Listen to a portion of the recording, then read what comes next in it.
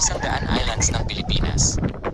Ang 100 Islands National Park na matatagpuan sa lalawigan ng Pangasinan sa Hilagang Luzon ay binubuo ng humigit kumulang 124 na maliliit na isla at islet.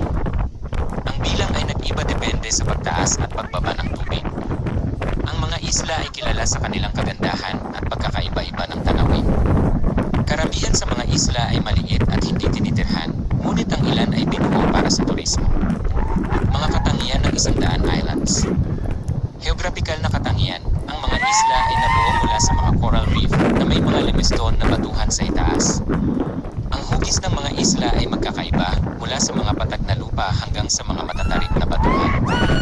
Marami sa mga isla ang may luntiang halamanan, habang ang iba naman ay may mga puting buhangin na dalampasigan.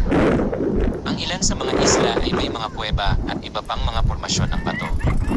Biodiversity, ang 100 Islands ay tahanan ng magkakaibang uri ng hayop at halaman, parehong sa lupa at sa dagat.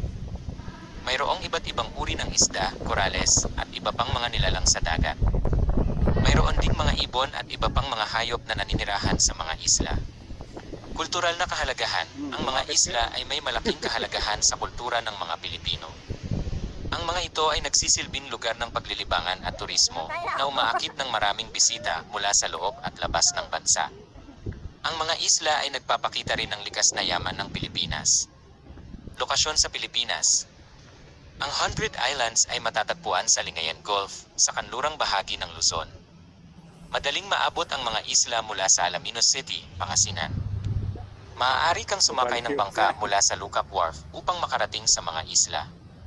Ang mga isla ay isang tanyag na destinasyon para sa turismo na nag-aalok ng iba't ibang aktibidad tulad ng paglalangoy, pag-snorkeling, pagdiving, pagkayak at paglalakad. Ang mga isla ay isang perpektong lugar para sa pagre-relax at pagtaka sa abalang buhay sa lungsod.